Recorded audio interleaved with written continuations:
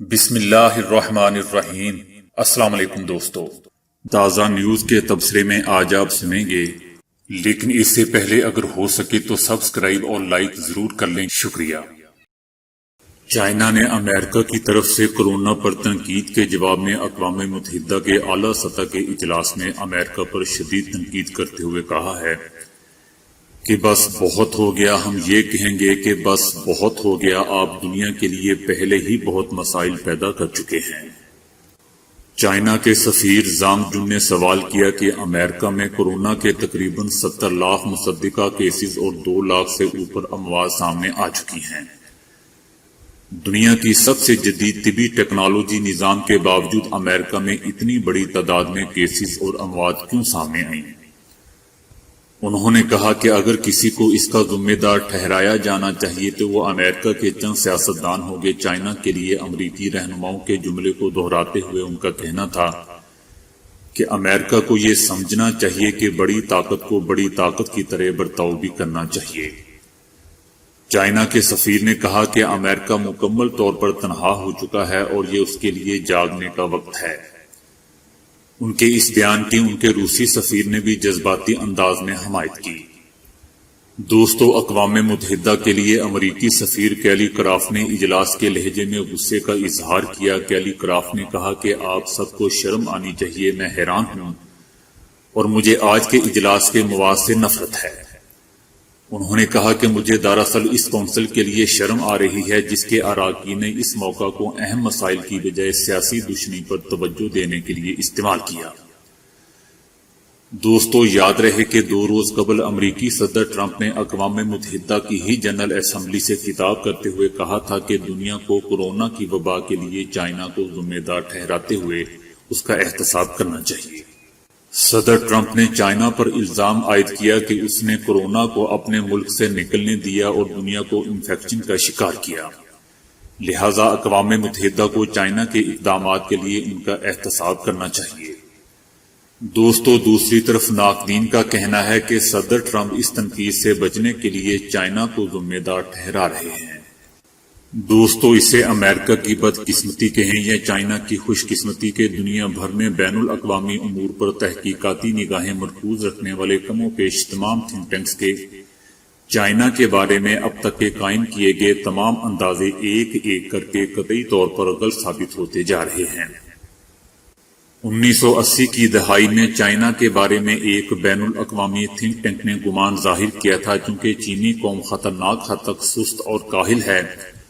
لہذا چائنا معاشی میدان میں کبھی بھی اپنے آپ کو ایک بہتر کھلاڑی کے طور پر پیش نہیں کر سکے گا۔ لیکن اس تجزیے کے چند سال بعد یعنی 1990 کی دہائی کی ابتدا ہی میں چینی قوم نے جمع ہو کر معاشی میدان میں وہ کارہائے نمایاں انجام دینا شروع کر دیے کہ بالآخر چین کو بھی بین الاقوامی معیشت میں ایک اہم کھلاڑی کے طور پر تسلیم تو کر لیا گیا، مگر ساتھ ہی چائنا کے متعلق یہ بھی کہا جانے لگا کہ سائنس اور ٹیکنالوجی وہ مشکل میدان ہے جس میں چھوٹے قد و قامت اور نازک سا دماغ رکھنے والے چینی شاعر ہی کچھ کر سکیں۔ لیکن چائنا نے 2000 کے بعد خلا میں اپنے تیار کردہ درجنوں سیٹلائٹ بھیج کر سائنس اور ٹیکنالوجی کے دروازے پر بھی دستک دے ڈالی، اور آج چائنا سائنسی طور پر اگر دنیا بھر سے آگے نہیں ہے تو بلا شبہ کسی سے پیچھے بھی نہیں ہے۔ چائنا اس وقت 5G اور مصنوعی ٹیکنالوجی سے لے صرف سمارٹ فون ہی نہیں بلکہ روبوٹ تک تیار کر کے دنیا بھر کو فروخت کر رہا ہے۔ دوستو، یاد رہے کہ چند برس قبل ایک بین الاقوامی تھنک ٹینک نے چائنا کے سائنس کی جانب تیزی سے بڑھتے ہوئے قدموں کی آہٹ سن کر دنیا بھر کو دلاسا دینے کی کوشش کی تھی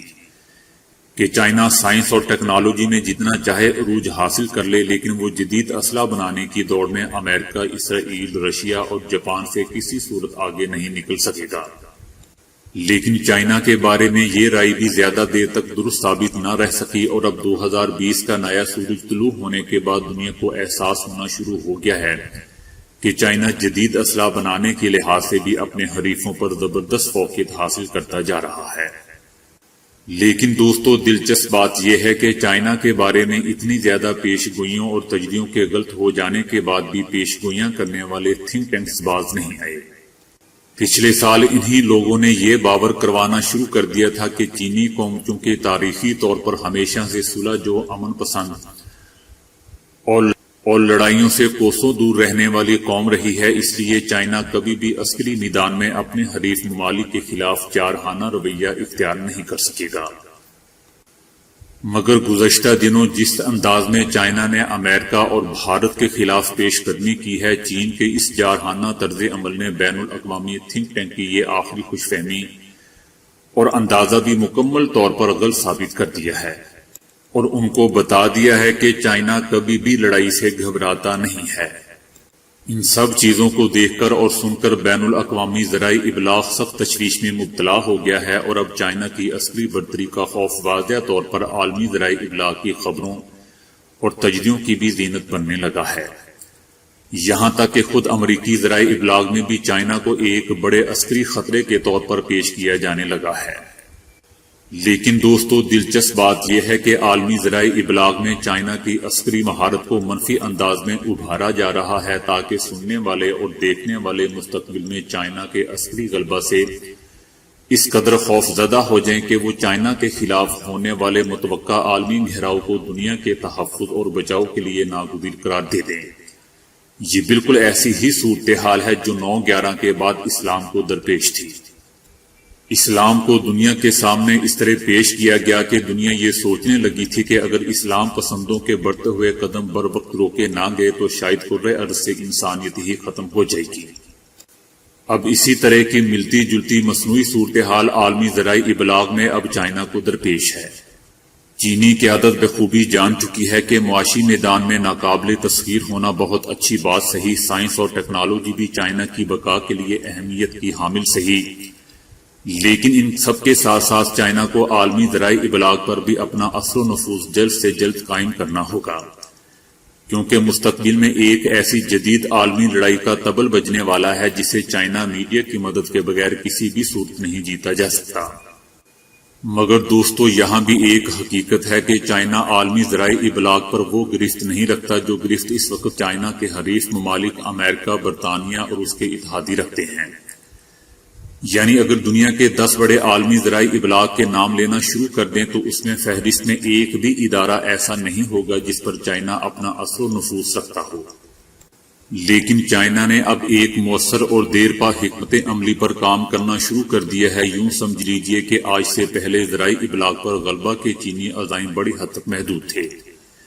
لیکن کورونا کی وبا کے بعد چائنا نے بھی ذرائع ابلاغ کی جانب تیزی سے پیش قدمی کرنا شروع کر دی ہے۔ اس سے یہ اندازہ ہوتا ہے کہ چائنا عالمی ذرائع ابلاغ پر اپنا اثر و رسوخ بڑھا کر دنیا کو فتح کرنے کا پختہ ارادہ کر چکا ہے۔ یہی وجہ ہے کہ چائنا کے ریاستی خبر رساں ادارے دنیا بھر کے ممالک میں مالی سرمایہ کاری کے ذریعے مستحکم اور طویل المدتی شراکت داری قائم کرنے کی کوشش کر رہے ہیں۔ عالمی ذرائع ابلاغ پر غلبہ کی اس منفرد لڑائی کو سیاہ میڈیا اور سرخ میڈیا کا مارکا قرار دیا جا سکتا ہے۔ یعنی مغربی میڈیا کو آپ سیاہ میڈیا سمجھ لیجئے، جبکہ اس کے مقابلے میں چین ابلاغ کے جس نئے عالمی نظام کو کھڑا کرنے والا ہے اسے سرخ میڈیا سے زیادہ بہتر کوئی اور نام نہیں دیا جا سکتا۔ چائنا مغربی میڈیا کے برعکس بریکنگ نیوز پیش کرنے کی بجائے خوبصورت مناظر، رنگ برنگی تقریبات، مارشل آرٹ کے اسباق، گھریلو ڈرامے، کارٹون اور چینی تہذیب کو نمایاں کرنے اور دیگر امید افزا مثبت پہلو پر مشتمل پروگرام بنانے پر زیادہ توجہ صرف کر رہا ہے۔ خاص طور پر مشرق وسطی میں قائم کیے گئے 1 درجن سے زائد چینی چینلز پر بار بار پیغمبر اسلام حضرت سیدنا محمد مصطفیٰ صلی اللہ علیہ وآلہ وسلم کی حدیث مبارکہ پیش کر رہا ہے۔